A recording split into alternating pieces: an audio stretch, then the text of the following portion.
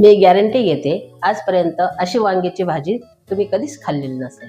ही भाजी इतक्या साध्या आणि सोप्या पद्धतीने बनते, तुम्हाला विश्वास पण नाही होणार।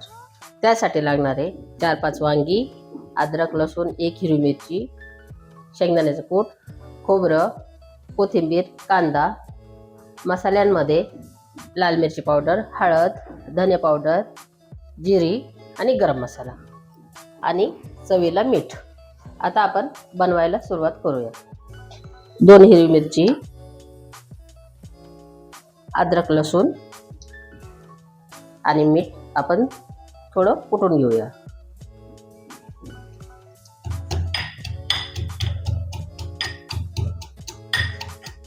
आता आपण मसाला कुटून घेतलेला आहे। आता थोडं 2 मिनिटासाठी आपण छानपैकी थोडं दळून घेऊया,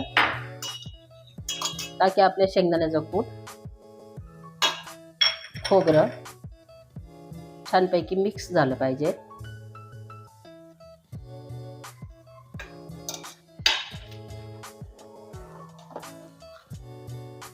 एक चमचा जिरा, धने 2 चमचे, गरम मसाला 1 चमचा, हळद अर्धा चमचा आणि लाल मिरची पावडर 1 चमचा आणि चवीसाठी मीठ।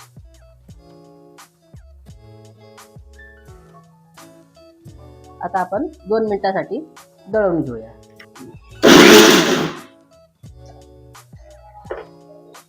अशा प्रकारे आपला मसाला रेडी झालेला आहे।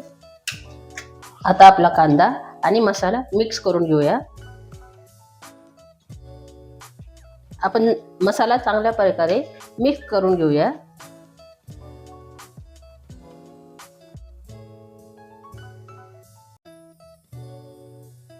आपण बऱ्यापैकी मिक्स करून घेतलेला आहे मसाला। आता आपले वांगी आधीच आपण कापून आणि धुवून ठेवलेले आहे।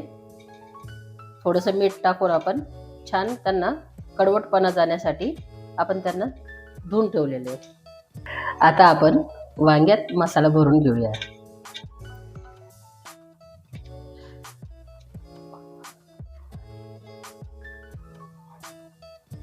अशा प्रकारे आपल्याला वांगे छान भरून घ्यायचे आहेत।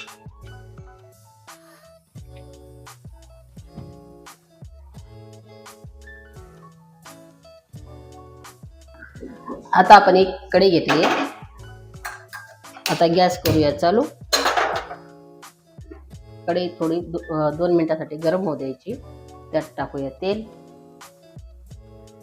तेल थोडं जास्त टाकायचं आहे। अशा प्रकारे आपण वांगे सगळे भरून घेतले।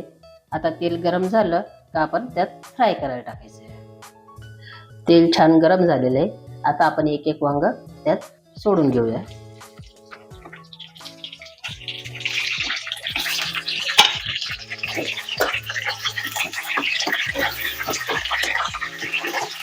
वांग्यातून मसाला बाहेर नाही आला पाहिजे आणि 10 मिनिटासाठी आपण झाकून ठेवणार आहे।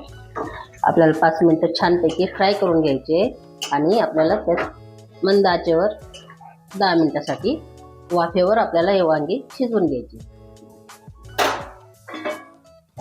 त्यात टाकूया आपण पाणी। आपण एक ताट ठेवलंय, त्याच्यावर पाणी ठेवून वाफेवर आपल्याला हे वांगी चांगले शिजवून घ्यायचे। 10 मिनिटासाठी आपल्याला असेच बऱ्यापैकी सोडून द्यायचे। 10 मिनिटानंतर आपली भाजी छान रेडी झालेली आहे। वांगे पण छान प्रकारे शिजले आहेत।